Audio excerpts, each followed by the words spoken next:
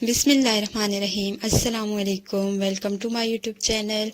कैसे हैं आप सब? उम्मीद करती हूँ आप सब खैरियत से होंगे। आज मैं लेके आई हूँ बहुत ही मज़ेदार चटखारेदार चटखारा बोटी की रेसिपी।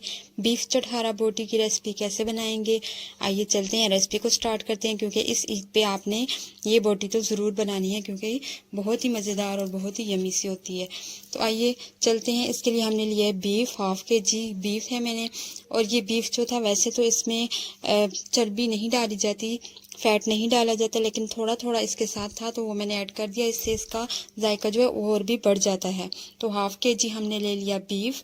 उसमें जाएगा हाफ टी स्पून नमक। उसके बाद इसमें शामिल कर दिया मैंने ज़ीरा पाउडर, हाफ टी स्पून ही ज़ीरा पाउडर ऐड किया है मैंने। उसके बाद जाएगा धनिया पाउडर, हाफ टी स्पून शामिल कर दिया ये भी। टिक्का मसाला इसमें जाएगा हाफ टी स्पून। इसके बाद इसमें शामिल किया मैंने लहसुन का पेस्ट। अगर आपके पास अदरक हो तो आपने अदरक लहसुन का पेस्ट दोनों शामिल करने हैं। मेरे पास वो नहीं थी तो मैंने सिर्फ लहसुन का पेस्ट शामिल कर दिया। सुरख मिर्चें जाएंगी हाफ टी स्पून। उसके बाद सिरका शामिल करेंगे इसमें 2 टीस्पून के बराबर। इसके बाद इसमें जाएगा दही। मैरिनेशन के लिए हम इसमें दही शामिल करेंगे। 1 कप दही लेके मैंने उसको फेंट लिया है।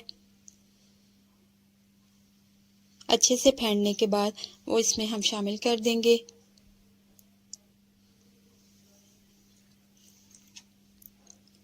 दही शामिल करने के बाद इसको हमने मिक्स कर लेना है। और मिक्स करने के बाद इसमें की जो इम्पॉर्टेंट थिंग है वो ये है कि आपने इसको मैरिनेशन के लिए कितना टाइम देना है। तो आप जितना टाइम इसको ज़्यादा देंगे उतना ही आपकी चटखारा बोटी जो है मज़ेदार बनेगी। तो इसको अगर आपके पास टाइम हो तो आपने ओवरनाइट के लिए फ्रिज में रख देना है कवर करके। और नेक्स्ट डे जब आप इसको बनाएंगे तो ये बहुत ही यमी और बहुत ही मज़ेदार होगी। मैंने भी इसको इस तरह से ही रखा था। और अगर आपके पास टाइम कम हो तो आप इसको तकरीबन 4 घंटे लाजमी दीजिए।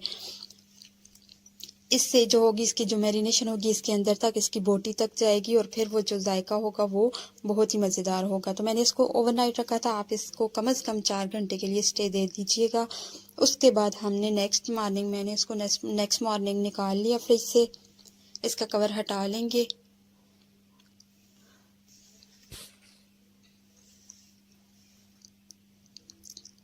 कवर हटाने के बाद इसको दोबारा से हम मिक्स कर लेंगे।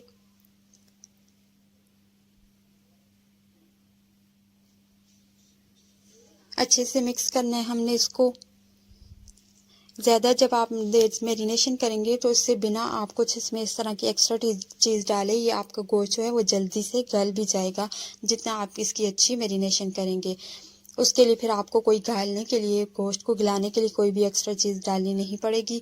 तो यहाँ पे मैंने भी इसको गलाने के लिए कोई भी एक्स्ट्रा चीज़ नहीं डाली, बस हमने इसको कुकर में ऐड कर दिया।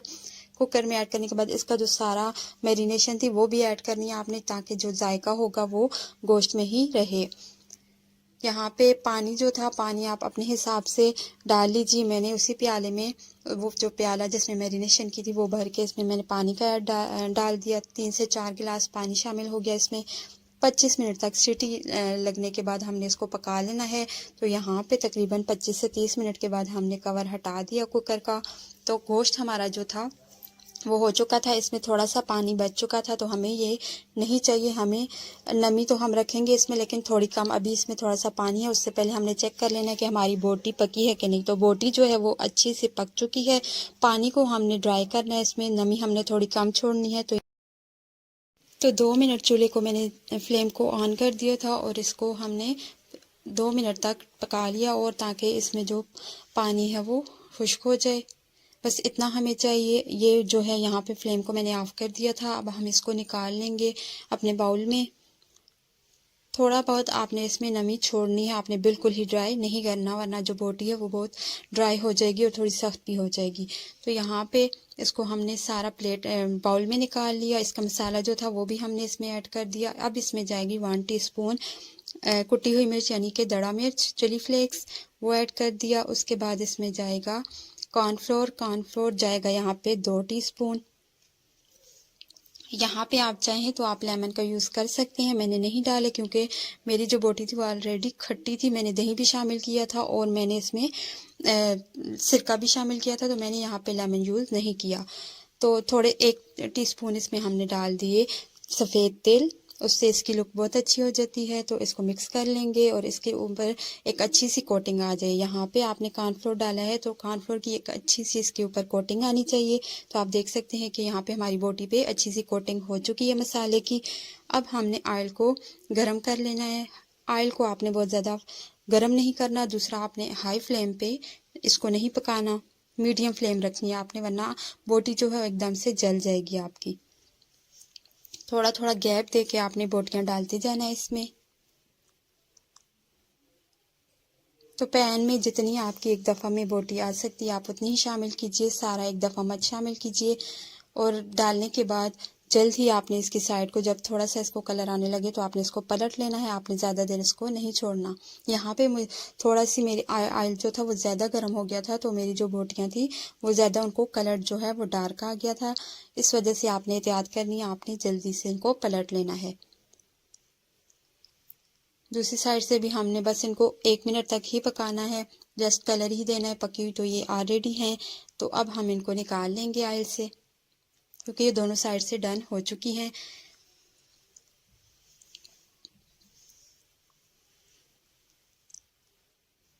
ये जो बोटी है, अगर आप इसको अच्छे से मैरिनेशन करेंगे, दूसरा आप इसको अच्छे से पका लेंगे, गला लेंगे, तो आपकी ये जो चटखारा बोटी है बहुत ही ज़बरदस्त बनेगी। और आपने ईद पे इसको ज़रूर ट्राई करना है, क्योंकि बहुत ही बेस्ट रेसिपी है, बहुत मज़ेदार बनती है। और बहुत सबको, आपको अगर आप इसको इस तरह से बनाएंगे तो सबको पसंद आएगी। मुझे उम्मीद है कि आपको मेरी ये रेसिपी पसंद आई होगी। तो फर्स्ट रेसिपी आपने देखी कि कितनी मज़ेदार, कितनी कमाल की थी। सेकंड रेसिपी भी उसी तरह से मज़ेदार और कमाल की है। तो सेकंड रेसिपी है हमारी आज की मसाला कलेजी की को रेसिपी आज हम बनाएंगे बहुत ही स्पेशल और मज़ेदार सी बनने वाली मसाला कलेजी। जैसा कि आपको नाम से पता चल गया होगा कि आज हम कलेजी को मसाले के साथ पकाएंगे। और इस तरह से खुशबूदार और मक्खन जैसी नरम व मुलायम कलेजी हम मिनटों में किस तरह बना सकते हैं, ये आपको वीडियो देखने पे ही पता चलेगा। तो वीडियो को फुल वॉच कीजिएगा। यहाँ पे मैंने ले ली है ½ kg कलेजी। तो आधा किलो जो है कलेजी यहाँ पे मैंने ले ली है। अब हमने इसको सबसे पहले इसकी जो सफाई होती है वो करनी होती है, वो बहुत इंपॉर्टेंट है। वो अगर आप अच्छे से करेंगे तो आपकी सारी कलेजी जो होगी, मसाला कलेजी, वो बहुत ज़बरदस्त बनेगी। तो थोड़ा सा पीस मुझे इस यहाँ पे दिल का भी मिला है और ½ kg ये कलेजी है। तो सबसे पहले इसके ऊपर आप देख सकते हैं एक वाइट कलर की झिल्ली सी होती है, एक सख्त इसका स्किन होती है, ये हमने रिमूव करनी होती है। अगर आप इसको रिमूव कर लेंगे तो आपकी जो कलेजी है वो 100% सॉफ्ट बनेगी, वरना आपकी कलेजी सख्त हो जाती है। और अक्सर लोगों को ये शिकायत होती है कि हमारी कलेजी जो है वो सख्त हो गई है, वो इसी वजह से होती है, जो ये इसके ऊपर ये झिल्ली होती है, इस वजह से। तो सबसे पहले आपको मैं यहाँ पे बता रही हूँ किस तरह इजीली आप इसको रिमूव कर सकते हैं। बस थोड़ा सा इसको एक जगह से ऊपर उठाएं, उसके बाद आप इस तरह से फिंगर जैसे ही आप आगे की तरफ लेके जाएंगे, ये जो झिल्ली है ये खुद ब खुद उतरती जाएगी। और ये ही जेली जो है हमारी कलेजी को जो है सख्त बनाती है। तो यहाँ पे हम प्रॉपर पूरी स्किन इसके ऊपर से ये वाली उतार लेंगे। जहाँ से आपको थोड़ा सा मुश्किल पेश आए वहाँ से आप नाइफ़ की मदद भी हासिल कर सकते हैं। नाइफ़ की मदद से भी आप इसको कर सकते हैं और फिंगर से भी ये इजीली हो जाती है। तो इसको पूरी तरह से मैं रिमूव कर दूंगी।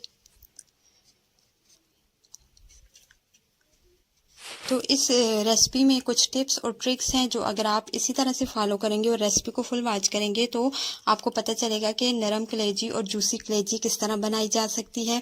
कलेजी सख्त ना हो, इस तरह की जब आप कलेजी बनाते हैं तो इस तरह की शिकायत अक्सर होती है कि कलेजी सख्त हो गई है, वो नरम नहीं होती, या फिर वो इतनी जूसी और नरम मज़ेदार नहीं है। तो हम जो है मिनटों में इसको एक तो बनाएंगे, दूसरा इसको नरम, सॉफ्ट और मज़ेदार और जूसी भी बनाएंगे। तो यहाँ पे इसकी एक तरफ की झिल्ली हम जो है उतार चुके हैं, दूसरी तरफ की भी आपने इसी तरह से रिमूव कर देनी है। अब दोनों साइड से इसको मैंने रिमूव कर दिया। इसकी जो ऊपर वाली स्किन थी, अब इसकी कटिंग करनी है। तो कटिंग आप अपने हिसाब से जैसे भी चाहे कर सकते हैं। थोड़ा सा बड़े पीसेस के रखे जाते हैं, जो जब हम बाइट लेते हैं तो बहुत ही मज़ेदार से होते हैं और बहुत ही अच्छे लगते हैं बड़े वाले पीस। तो यहाँ पे हम इसकी कटिंग कर लेंगे।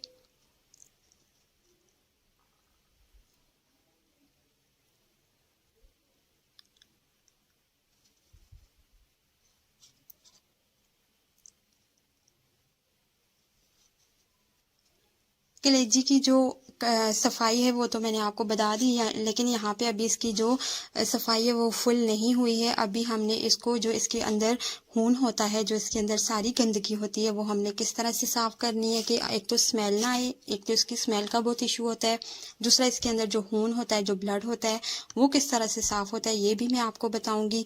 तो यहाँ पे सारी जो कलेजी है उसकी हमने कटिंग कर चुके हैं। जो दिल के पीस हैं वो भी मैंने काट लिए हैं इसके साथ ही, वो भी आपको इसी तरह से इसके साथ आप पका सकते हैं, बिना किसी झंझट के, बिना किसी हिचकिचाहट के, क्योंकि अक्सर ऐसा होता है कि दिल जो है वो इतने जल्दी से नहीं पकता, लेकिन यहाँ पे हम इसको इसके साथ ही पकाएंगे और अच्छे से पकाएंगे। इसके बाद सारी कलेजी जो है कटी हुई वो हमने एक बाउल में डालनी है और इतना पानी आपने डालना है कि कलेजी आपकी डिप हो जाए। उसके बाद यहाँ पे जाएगा सिरका। सिरका जो है 2 से 3 टेबलस्पून आपने इसमें डाल के इसको आपने आधे घंटे के लिए छोड़ देना है। तकरीबन आधा घंटा गुजरने के बाद आप देखेंगे कि आपका जो कलेजी में सारा ब्लड होगा वो निकल चुका होगा और आपकी कलेजी जो है वो बिल्कुल सॉफ्ट और वाइट हो चुकी होगी, जिसका ये मतलब होगा कि आपकी कलेजी जो है अब खून उसमें बिल्कुल भी नहीं है। तो इसको हम वॉश करने के बाद आपने इसको 2 से 3 दफ़ा साफ़ पानी से भी वॉश कर लेना है। इसको मैंने वॉश करके साइड पे रख दिया था। अब आते हैं इसकी पकाई की तरफ। इसकी सफाई, इसकी कटिंग आपने देख ली। अब इसकी पकाई कैसी होगी, मसाला कलेजी हम पकाएंगे किस तरह से कि ये चटपटी और मज़ेदार हो। तो उसके लिए हमें चाहिए 1 कप घी या ऑयल ले लें आप। अच्छे से गर्म होने के बाद इसमें मैंने डाले हैं 2 दरमियाने साइज़ के प्याज। प्याज को मैंने यहाँ पे ब्लेंडर में डाल के थोड़ा सा पानी डाल के अच्छे से उसको ब्लेंड कर लिया है और बिल्कुल ये स्मूथ सा पेस्ट बन चुका है। अगर आप प्याज को इस तरह से ग्रेवी में डालेंगे तो ग्रेवी बहुत अच्छी और मज़ेदार सी बनती है। तो इस वजह से मैंने इसको इस तरह से बिल्कुल ब्लेंड कर लिया है। प्याज का कलर हल्का सा चेंज आप देख सकते हैं हो चुका है। तकरीबन 5 से 6 मिनट लगे हैं इसको पकने में, क्योंकि इसमें हमने पानी डाला था तो टाइम थोड़ा ज़्यादा लगेगा। आपने इसको अच्छे से पकने देना है। उसके बाद लाइट ब्राउन सा कलर आना स्टार्ट हो चुका है प्याज में। तो इसमें गया है लहसुन का पेस्ट 1 टेबलस्पून। 1 टेबलस्पून लहसुन शामिल कर दिया। इसको मिक्स कर लेंगे और मिक्स करने के बाद इसको हमने तकरीबन 2 मिनट तक और पकाना है, क्योंकि लहसुन की जो खुशबू है, जो स्मेल होती है, वो भी ख़त्म होनी चाहिए और वो अच्छे से पकना चाहिए। इसके बाद इसमें हम ऐड कर देंगे कलेजी। कलेजी को मैंने उस सिरके वाले पानी से निकालने के बाद 2 दफ़ा और साफ़ पानी से वॉश किया था। उसके बाद हमने इसमें कलेजी ऐड कर दी। कलेजी ऐड करने के बाद आपने इसको भून लेना है और भूनने के साथ साथ हमने फिर इसमें मसाले भी शामिल कर देने हैं। पहले हम इसको मिक्स कर लेंगे लहसुन और प्याज में।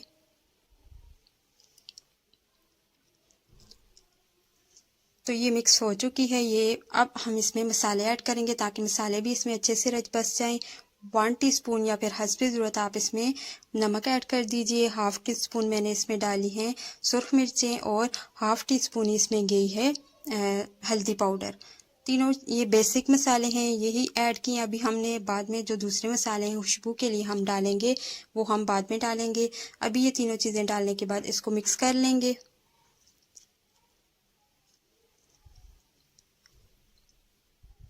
तो मिक्स करने के बाद इसको आपने 5 से 6 मिनट तक भून लेना है। इसी में वैसे हम लोग अक्सर सुनते हैं कि कलेजी को अगर हम ज़्यादा भूनेंगे या फिर इसमें नमक डालेंगे तो ये सख्त हो जाएगी, लेकिन अगर आप इस तरह से जैसे मैंने आपको बताया इसकी सफाई करेंगे तो ये बिल्कुल भी सख्त नहीं होगी।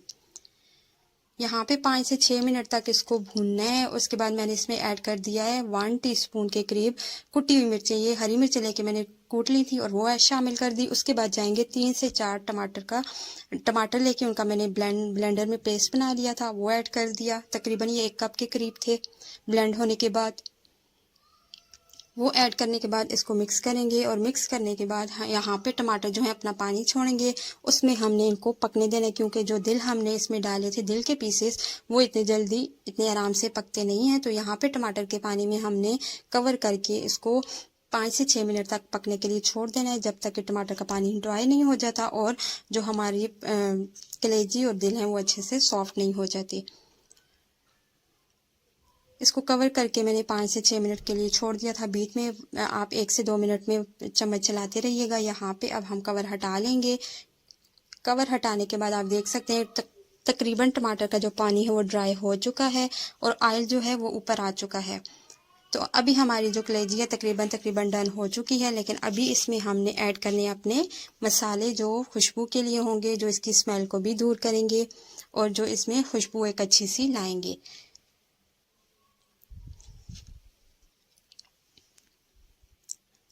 मसालों में इसमें मेन चीज़ जो होती है गरम मसाला, जिसमें सारे मसाले शामिल होते हैं, वो मैंने ऐड कर दिया और वो मैंने शामिल किया 1 टेबलस्पून। थोड़ा सा मैंने बचा लिया है, वो हम बाद में ऊपर ऐड करेंगे। इसके बाद धनिया पेस्ट, खुश्क धनिया लेके उसका पेस्ट उसका पाउडर, धनिया पाउडर है मेरे पास, वो ऐड कर दिया हमने 2 टीस्पून। वो ऐड करने के बाद हम इसको मिक्स कर लेंगे। ये जो मसाले हैं लास्ट में डालने की वजह यही है कि इनकी खुशबू जो है हमें आती रहे, जब हम इसको खाने के लिए हम प्लेट में डालें तब भी इससे इसकी अच्छी सी स्मेल, अच्छी सी खुशबू आए और जो कलेजी की स्मेल होती है वो बिल्कुल ना आए। तो यहाँ पे इसको मिक्स कर लिया हमने। अब थोड़ा सा इसमें मैं पानी शामिल करूँगी। तकरीबन ये डन हो चुकी है। बिल्कुल 1 से 2 टेबलस्पून पानी ऐड करने के बाद इसको मिक्स कर लेंगे।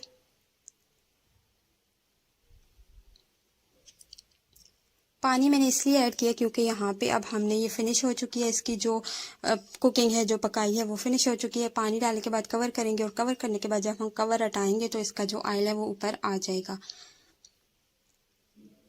और हमारी जो ग्रेवी है वो भी थोड़ी सॉफ्ट सॉफ्ट सी होगी। ये जो गरम मसाला कुटा हुआ मैंने छोड़ दिया था वो मैंने इसमें लास्ट में ऐड कर दिया। थोड़ा सा इसमें हम डालेंगे गार्निशिंग के लिए हरा धनिया, हरी मिर्चें भी आप ऐड कर सकते हैं।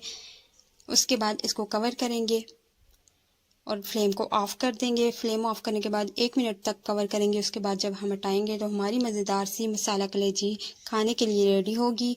आप इसको कढ़ाई में भी सर्व कर सकते हैं, लेकिन हम इसको निकालेंगे छोटी सी कढ़ाई में। यहाँ पे आप देख सकते हैं कि बहुत ही मज़ेदार सी मसाला कलेजी तैयार हो चुकी है। इसको निकालते हैं, डिश आउट करते हैं और फिर आपको बताते हैं कि ये कैसी होगी। यहाँ पे आप देख सकते हैं कि मज़ेदार सी मसाला कलेजी तैयार होके हमारे जो डूंगा है उसमें आ चुकी है। इसको आप ईद पे इसी तरह से एक दफ़ा ट्राई कीजिएगा। मुझे उम्मीद है आपको भी मेरी आज की रेसिपी पसंद आई होगी। तो आइए चलते हैं रेसिपी नंबर 3 की तरफ। ये भी बहुत ज़बरदस्त सी रेसिपी है और आपको देख के तो पता चल गया होगा कि क्या है। पेशावरी चपली कबाब आज हम बनाएंगे और बहुत ही मज़ेदार और बहुत ही टेस्टी होते हैं। आप ज़रूर इसको मेरी रेसिपी से बनाइएगा और मुझे फीडबैक में बताइएगा कि आपको ये रेसिपी कैसी लगी। तो इजी वे में हम इसको आज बनाएंगे। आइए चलते हैं, रेसिपी को स्टार्ट करते हैं। चपली कबाब बनाने के लिए सबसे पहले हमें जिन बातों का ख्याल रखना पड़ता है वो है इसमें जो वेजिटेबल्स आती हैं उनकी कटिंग, उनकी चॉपिंग और फिर उनको कैसे हैंडल करना है, कैसे डील करना है, वो सब। तो इसके लिए प्याज मैंने लिए 3, छोटे साइज़ के थे तो मैंने 3 ले लिए। आपके पास बड़े हों तो आप 1 या 2 से भी काम चला सकते हैं। मेरे पास जो कीमा था वो था ½ kg से थोड़ा सा कम। तो ये 3 छोटे साइज़ के प्याज मैंने लेके उनकी मोटा मोटा कट करके उनको मैंने चॉपर में डाल दिया। चॉपर में डालने के बाद उनको हमने बारीक चॉप करना है। यहाँ पे हमने इसको चॉप कर लिया। जब आप इसको चॉप करेंगे तो आप देखेंगे कि प्याज जो है अपना पानी छोड़ता है। तो आपने क्या करना है, आपने उस पानी को सारा अच्छे से निचोड़ना है। अब चॉपर में देख सकते हैं आपके ये जो प्याज है ये अपना पानी इसने छोड़ दिया है। तो ये पानी हमें बिल्कुल भी नहीं चाहिए, हमें इस पानी को सारे को निचोड़ना है। तो प्याज का पानी अच्छे से निचोड़ने के लिए मैं इसको चॉपर में से निकालूंगी। आप इसको 2 तरीक़ों से निचोड़ सकते हैं, या तो आप हैंड यूज़ करते हुए अच्छे से मुट्ठी बंद करें और इसको निचोड़ लें। दूसरा तरीका ये है कि आप मलमल का कपड़ा लें और उसमें डाल के इसको अच्छे से निचोड़ लें ताकि इसका सारा पानी निकल जाए। तो मैं हैंड से ही कर रही हूँ क्योंकि अक्सर घरों में मलमल का कपड़ा नहीं पाया जाता, तो हम हैंड से ही इसको कैसे करना है वो मैं आपको बता रही हूँ। अच्छे से इसमें से जब पानी निचड़ जाए तो इसको हमने बाउल में डाल लेना है। अब आते हैं कटिंग करने के लिए टमाटर की। मैं 1 अदद टमाटर ले रही हूँ। इस रेसिपी में हमें जो टमाटर है वो हमने डालना है, लेकिन किस तरह से डालना है वो भी एक इम्पॉर्टेंट थिंग है, तो इसको स्किप मत कीजिएगा, फुल वॉच कीजिएगा। यहाँ पे टमाटर का जो सेंटर वाला पार्ट होता है वो हम निकाल लेंगे, वो हमें नहीं चाहिए। इसका गूदा और इसके जो बीज हैं वो हमने सेंटर वाले पार्ट से निकाल दिए। अब इसकी कटिंग किस तरह करनी है, बिल्कुल पतली पतली आपने इसको, बहुत बारीक इसको आपने काटना है, वरना अगर आपका टमाटर जो है वो बड़े साइज़ में आप कटिंग करेंगे तो फिर वो आपका जो कीमा है, आपके जो कबाब हैं वो अच्छे नहीं बनेंगे, वो टूटेंगे। बिल्कुल बारीक हमने इसको चॉप कर लिया। तो यहाँ पे मैंने 1 टमाटर जो था उसको बारीक उसकी कटिंग कर ली है। अब टमाटरों के बाद हम लेंगे हरी मिर्चें। तो हरी मिर्चें मेरे पास 4 अदद मैंने हरी मिर्चें ली हैं और 2 इसमें मैंने सुर्ख मिर्चें जो सुर्ख हो चुकी थी वो भी शामिल कर दी हैं। सबसे पहले इनकी रफली इनकी चॉपिंग कर लेंगे, इनकी कटिंग करेंगे रफली, थोड़ा बड़े साइज़ में। जिस तरह से प्याज और टमाटर इसमें बारीक जाएगा इस रेसिपी में, उस तरह से हरी मिर्चें भी बिल्कुल बारीक होके जाएंगी। तो सबसे पहले हमने इसको मोटा मोटा काट लिया। हरी मिर्चों की तादाद अपने हिसाब से आप कम या ज़्यादा कर सकते हैं। ये जो हरी मिर्चें थी ये बहुत ज़्यादा तीखी थी, लगने वाली थी, तो मैंने इसको अभी 6 ली हैं, लेकिन मैं बाद में इसको थोड़ा कम डालूंगी, सारी मैं नहीं डालूंगी। यहाँ पे आप देख सकते हैं इसको बारीक मैंने चॉप कर लिया। बिल्कुल इसी तरह से आपने इसको बारीक चॉप कर लेना है हरी मिर्चों को। और हरी मिर्चों को चॉप करने के बाद आपने इस बात का ध्यान रखना है कि आपने अगर हाथ लगाए होंगे इनको, तो आपने फिर वो हाथ अपने फेस पे या अपने आइज़ पे नहीं लगाने। तो यहाँ पे इसको हमने डाल लिया है बर्तन में। अब जो तीनों इम्पॉर्टेंट चीज़ों की कटिंग थी वो हमने कर ली है, वो हमारी रेडी हैं। अब आते हैं हम अपने कीमे की तरफ।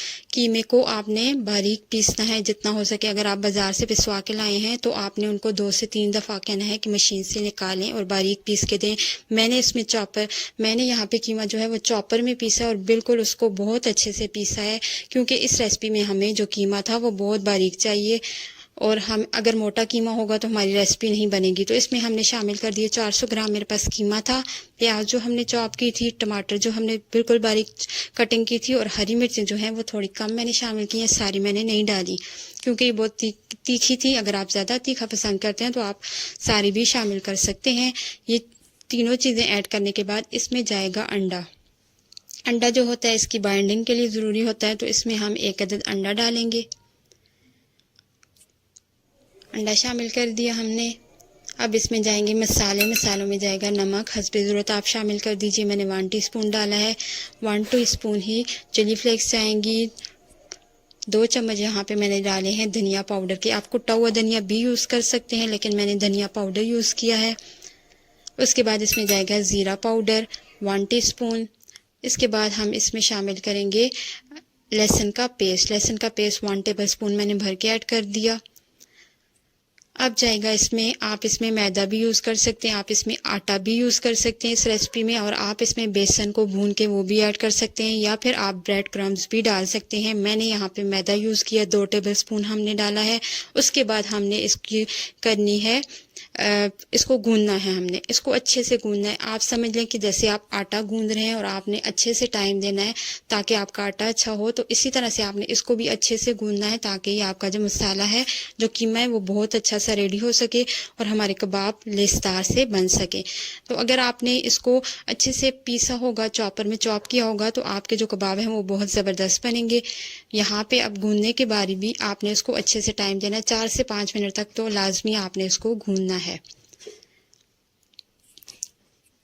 तो यहाँ पे मैं इसको अच्छे से गूंद लूँगी। चॉप भी अच्छा हुआ था। जब चॉप अच्छा हो और फिर आपने उसको अच्छे से मसला हो, अच्छे से गूंदा हो, तो आपका जो कबाब है वो बहुत परफेक्ट आपकी रेसिपी बनेगी। यहाँ पे आप देख सकते हैं कि ये लेसलेस है, बिल्कुल इसी तरह की आपको रिक्वायरमेंट है कि आपने इसी तरह से आपको कीमा चाहिए, बिल्कुल लेसदार सा। अब ये रेडी हो चुका है। इसको हम एक न्यू टच देंगे और वो होगा कोयले की धुनी। तो यहाँ पे एक कोयला रख देंगे हम फॉइल पेपर पे, और उसको थोड़ा सा ऑयल लगा के उसका जो धुआं है वो हमने इसको देना है, ताकि इसमें मज़ेदार सा खुशबू सी इसकी में कोयले की भी आ जाए। तो कवर करके रख देंगे 1 मिनट तक। इसको मैंने कवर करके छोड़ दिया था। ज़्यादा आपने इसको छोड़ना नहीं है, बस 1 मिनट तक आपने इसको छोड़ के इसके ऊपर से कवर हमने हटा लेना है 1 मिनट के बाद, क्योंकि इतना जो धुआं है वो काफ़ी होता है। 1 मिनट के बाद कवर मैंने हटा लिया और इस कोयले को और फॉइल को हम हटा देंगे। इससे इसका जो टेस्ट होता है, जो जायका होता है, बिना कोयलों के पकाए आपको ऐसे लगा कि आपने इसको कोयलों पे ही पकाया है, जैसे हम सीख को कोयलों पे पकाते हैं, तो बिल्कुल उस तरह से टेस्ट भी इसमें आ जाएगा मज़ेदार सा। अब इसको कवर करके 1 मिनट के लिए छोड़ दिया था मैंने। कवर हटा के हम इसको मिक्स कर लेंगे। मिक्स करने के बाद आप इसको अपनी मर्ज़ी से कोई भी शेप के कबाब बना सकते हैं। चपली कबाब की जो शेप होती है हम इसको वही देंगे, थोड़ा सा लंबूतरा सा करके हम इसको बनाएंगे। अगर आप इसको यहाँ पे थोड़ी देर के लिए फ्रिज में रखते हैं तो ये और भी सेट हो जाएगा। अभी ये थोड़ा सा चिपकने वाला है, हाथों को आपने ग्रीस करके इसको आप बना सकते हैं, लेकिन अगर आप फ्रिज में रख देंगे थोड़ी देर के लिए तो ये और भी बेस्ट होगा। यहाँ पे हम इसको चपली कबाब की शेप दे के सारे एक साथ बना लेंगे। उसके बाद हमने इनको फ्राई करना है। तो सारे मैं बना लेती हूँ कबाब। कबाब मेरे रेडी हो चुके हैं। यहाँ पे आप देख सकते हैं थोड़े बड़े साइज़ के मैंने बनाए हैं।